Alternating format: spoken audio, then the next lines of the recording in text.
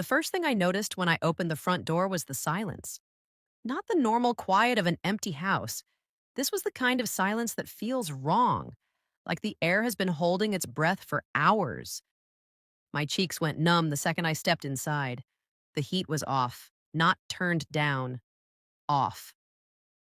Thanksgiving was supposed to smell like warm food and cinnamon and old furniture. Instead, it smelled like cold drywall and dust, like somebody had unplugged life and left the cord dangling.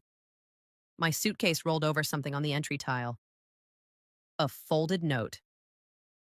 I recognized my mother's handwriting immediately. Tight, neat, certain. Like her words were laws. We're in Cancun. You handle grandma. No greeting. No explanation. No happy Thanksgiving. Just an assignment. My fingers tightened around the paper until the edges bent. My throat went tight, but I didn't make a sound. I read it again, slower, because sometimes my brain tries to soften things on the first pass. You handle grandma. Like grandma was a package, like she was a chore. I set my suitcase down and walked toward the living room. My boots squeaked on the hardwood because the floors were that cold. Every step felt too loud, like the house was amplifying my presence. Grandma, I called. Nothing. I tried again, louder. Grandma, it's me. Still nothing. My stomach tightened into that sick, familiar feeling, the one that shows up right before your mind catches up to what your body already knows. Then I saw her. She was on the floor near the couch, half curled like she'd tried to get up and couldn't. Her nightgown was twisted. One slipper was missing. Her hair was flattened on one side, like she'd been there long enough for gravity to make decisions. Her skin looked gray in the dim light. Not pale, gray. My brain went cold and clear. I dropped to my knees beside her. Grandma, hey, look at me. Her eyelids fluttered. Her lips moved, but no sound came out at first. Her hand, thin, trembling, found my wrist and clamped down with surprising strength. I glanced around, scanning the room like I could find an answer stuck to the walls. The space heater that usually sat by her recliner wasn't there. The lamp was unplugged, and the thermostat display in the hallway was black. I followed the cord with my eyes. The heater plug had been pulled from the wall and left hanging loose like a choice someone made on purpose. My stomach flipped. I pulled my phone out of my pocket, and my thumb froze. No signal. Not weak signal. Nothing. That made no sense here. This house always had signal. Then I realized what else was missing. The landline phone on the side table was gone. Not knocked over. Not off the hook. Gone. The spot where it should have been was clean, like someone lifted it carefully and carried it away. My mouth went dry. I looked at Grandma again. Her eyes were open now, barely, but they found mine. Call, she whispered. I'm calling, I said. And even as I said it, I was already moving. I ran to the kitchen window, pressed my phone to the glass, lifted it higher, lower, higher again, like signal was something you could hunt. One bar flickered in and out like a dying heartbeat. I didn't waste time bargaining with it. I hit 911 the second the bar stayed long enough. It rang once, then connected. 911, what's your emergency? My grandmother is on the floor, I said, voice controlled and tight. She's cold, she's not okay. I need an ambulance, the house has no heat. Is she breathing? Yes, I said, but she's weak. Any bleeding? No. What's the address? I gave it. I gave my name. I answered questions like a checklist because panic doesn't get EMTs here faster. Details do. When I ended the call, I ran back to Grandma and slipped my coat under her shoulders, trying to get her off the cold floor without moving her wrong. Her skin felt like winter, not cold hands, winter. I swallowed hard and kept my voice low. You're okay, I told her. Help is coming. Her fingers tightened on my wrist again, like she needed to anchor herself. And then she whispered something that made my blood turn even colder. Don't tell them. Yet. I blinked. Tell who? Her gaze flicked toward the hallway. toward the front door, toward the place my mother's note had been. They'll come back, she breathed, and they'll lie. My throat tightened, but my voice stayed steady. Grandma, you need help right now. I know, she whispered. But listen. Her hand shook as she reached toward her chest. For a second, I thought she was grabbing at pain. Then I realized she was trying to reach inside the collar of her nightgown. Grandma, she pressed something into my palm. It was small, hard, cold. A key. Not a house key. The teeth were wrong. Smaller. Like a desk key or a lockbox key. Then she curled my fingers around it like she was closing a secret. Utility, she whispered. Behind. The... Her voice cut out as she shivered, and her eyes fluttered. Behind the what? I asked, leaning in. Grandma, tell me. She swallowed, lips trembling. Behind the pantry, she managed. Don't let her take it. Her grip loosened, and I felt a surge of anger so sharp it almost made me dizzy. Her, not them. Not people. Her. My mother. I looked around the room again, and suddenly everything looked different. Not like a house, but like a staged crime scene. No phone. Heater unplugged. Thermostat dead. And a note that sounded like an order. My grandmother didn't fall. She was left. The sirens arrived fast. Too fast for how long Grandma must have been there. Red light washed across the living room walls, pulsing like a heartbeat the house didn't deserve. 2 EMTs came in with a stretcher and a medical bag. A third, a firefighter, followed with a flashlight. Ma'am, step back, one EMT said gently. I did, but my eyes stayed glued to Grandma as they checked her pulse, her temperature, her oxygen. One of them frowned hard. She's hypothermic, he said to the other. How long has the heat been off? I don't know, I said. I just got here. The firefighter swept the room with his light and stopped at the empty phone table. He looked at me. Where's the house phone? He asked. It's missing, I said. His expression tightened. Missing how?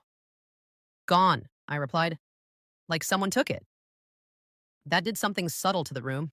Their energy shifted from medical only to something else. Alert, careful, quieter. The EMT looked at me. Who lives here with her? My mother, I said. And my father, but they left. For where? The EMT asked like he already knew. I swallowed once and held up the note. Cancun, I said. He read it.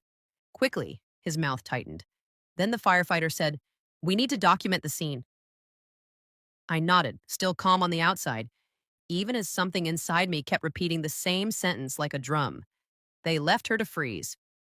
When they lifted Grandma onto the stretcher, her hand reached for mine again. I leaned close. I'm here, I whispered. Her eyes opened just enough to find me. Her lips moved. Photos, she whispered. What? Beach. Photos, she breathed. Proof. My stomach tightened. Where? She didn't answer. Her eyes fluttered and she turned her face slightly, like the effort cost too much. The EMT pushed the stretcher toward the door. Ma'am, you're riding with us? Yes, I said immediately. On the porch, neighbors were already out. Robes, phones, whispering. Someone filmed openly like my grandmother's suffering was content. I ignored them. I climbed into the ambulance, sat beside the gurney, and watched the EMT adjust. Blankets and oxygen while the siren started again. And while the ambulance pulled away, I finally let myself do the one thing I hadn't done yet. I opened my mother's social media, because if she was actually in Cancun while my grandmother lay on a frozen floor, she wouldn't be able to resist proving it. The page loaded, and the first thing that popped up was a bright blue ocean, white sand, and my mother's hand holding a drink in the sunlight. The location tag under it was clear enough to punch me in the throat. Cancun. And the timestamp showed it was posted hours ago, while my grandmother was still in the dark. The ambulance was warm, but I couldn't stop shaking. Not from the cold anymore. From the picture in my head of Grandma on that floor, Heater unplugged like someone had made a decision and walked away. An EMT tucked more blankets around her and kept talking in a calm voice like it could keep her here. Oxygen hissed softly. The heart monitor chirped in steady little confirmations. I sat close enough that Grandma could see me if she opened her eyes. She didn't. But her fingers kept searching for my wrist like she was afraid I'd disappear. Ma'am? The EMT said. What's her name? June, I answered. June Reed. And yours? Tessa Reed, I said. Relationship? My grandmother. He nodded, then lowered his voice. How long was she on the floor? I didn't guess. I didn't soften it. I don't know, I said. But the house was freezing, the heat was off, and the phone was gone. That got his attention. He leaned toward his partner. Missing phone, he murmured. Possible neglect.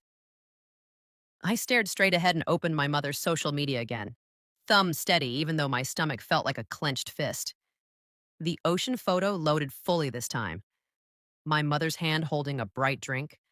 A manicured nail. Sunlight so loud it looked fake. My sister's laugh captured in the corner of the frame.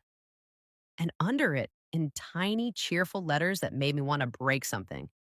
Cancun, Mexico. The timestamp showed it was posted while my grandmother was still alone. I took screenshots. Not one, several, with the time visible.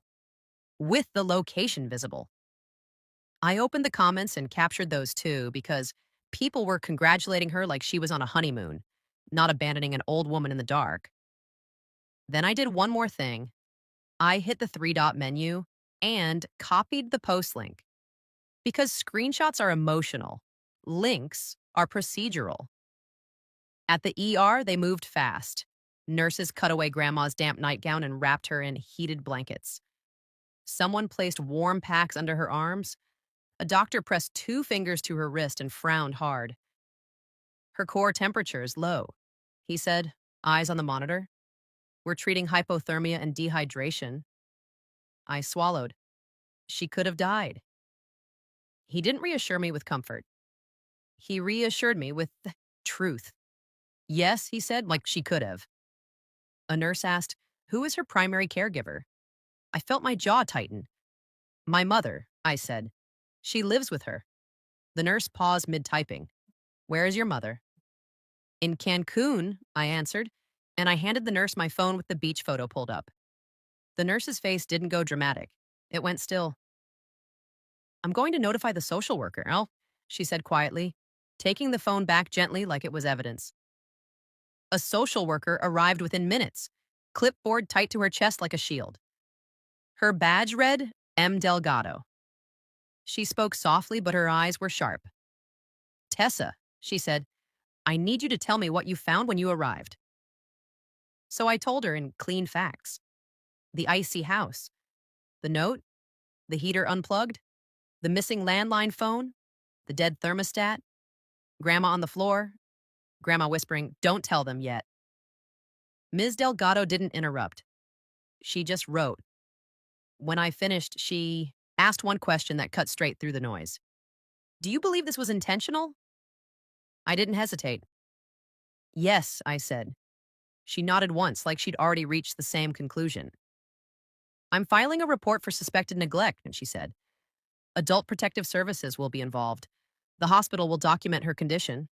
The police may also respond. Good, because my mother's favorite trick is making everything sound like a misunderstanding. A hypothermia chart isn't a misunderstanding. A missing phone isn't a misunderstanding. A beach photo timestamp isn't a misunderstanding. A uniformed officer arrived while Grandma was still being stabilized. He introduced himself as Officer Lewis and asked to speak with me in the hallway. What happened? He said. I gave him the same facts. Then I showed him the note. He read it once, then again, his mouth tightening. They left an elderly woman alone with no heat, he said quietly. And took the phone, I added. It wasn't there. He looked at me. Do you have any reason to think someone entered the house? I remembered Grandma's grip on my wrist, her warning. They live there, I said. But yes, I think they staged it. Lewis nodded slowly. I'm going to take an initial report, he said. We'll need photos of the conditions in the home: heat, thermostat, any unplugged appliances, missing phone area. I can take you, I said. He studied my face like he was measuring whether I'd collapse. Then he said, Do not contact them yet. I felt the corners of my mouth tighten, not into a smile, into agreement. I wasn't going to, I said. We drove back to the house with the sun barely thinking about coming up. The street looked normal again, no sirens now, but the cold inside hit me the moment I opened the door, like the house was still accusing whoever left it that way. Officer Lewis stepped in, flashlight sweeping. Thermostat, he said. I led him to the hallway. The screen was still dead. Lewis lifted the casing carefully and frowned. No power, he muttered. Breaker off? I didn't touch anything, I said. He walked to the panel and checked. The breaker wasn't tripped. Someone didn't lose power. Someone turned the heat off at the source and left the house to freeze. Lewis photographed the thermostat, then the heater cord hanging loose near Grandma's chair. He photographed the empty spot where the landline should have been. Phone missing, he said, voice tightening. That matters. I nodded, then remembered the key in my pocket. The cold metal pressing against my skin like a reminder. Grandma told me something, I said. Before the EMTs took her. Lewis looked at me. What? She said behind the pantry, I replied. And she pressed this into my hand. I opened my palm. Lewis stared at the small key.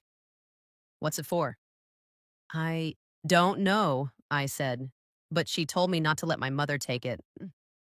We walked to the pantry together. It was a narrow door beside the kitchen, full of canned food and old cookbooks. I pulled everything out fast but carefully, because if Grandpa taught Grandma anything, it was to hide things where people don't look twice. Behind the bottom shelf, my fingers found a seam in the drywall. A loose panel. My stomach tightened. I slid the key into a small metal latch tucked behind the wood trim. It turned with a soft click that sounded way too quiet for how loud it felt in my chest. The panel opened. Inside was a shallow cavity, and inside that, a small lockbox. Not fancy, not new. The kind people buy when they're hiding something from the people who live with them. Officer Lewis leaned closer. Open it. My hand stayed steady as I used the key. The lid popped. Inside was a prepaid flip phone, powered off. A stack of printed documents folded tightly, and a sealed envelope with my name written across the front in Grandma's shaky handwriting, Tessa. Don't give this to your mother. I looked at Lewis. This is why, I said quietly. He nodded once. Open it, he said. And whatever it is, we document it. I slid my finger under the envelope flap. And the first thing I saw inside made my blood go cold, because it wasn't a letter. It was a photo printout. A bright blue ocean, a familiar hand holding a drink. And in the corner of the frame, reflected in the glass behind them, was something my mother didn't realize she'd captured. A date. A timestamp. And the fact that they'd been in Cancun longer than the note claimed, long enough that my grandmother's accident didn't look like an accident at all. I didn't stand there staring at the printout like it was a punchline. I laid everything out on the kitchen table the way I'd seen nurses do with instruments. Clean, deliberate, no wasted motion. Officer Lewis put on gloves. He didn't touch anything yet. He watched me, then the lockbox, then the empty space where the landline should have been. Go slow, he said. If there's proof, we preserve it. I nodded and unfolded the stack of documents first. They weren't random papers. They were organized, clipped, labeled in Grandma's shaky handwriting. Not elegant, but intentional. One page was a simple printed itinerary, flight confirmation screenshots, dates circled in pen. Another page was a list of medication times. Another was a handwritten note that looked like it had been rewritten more than once. If I'm on the floor, it wasn't a fall. The heat was turned off. The phone was taken. The note was left to make it sound normal. My throat tightened, but my hand stayed steady. Lewis leaned closer.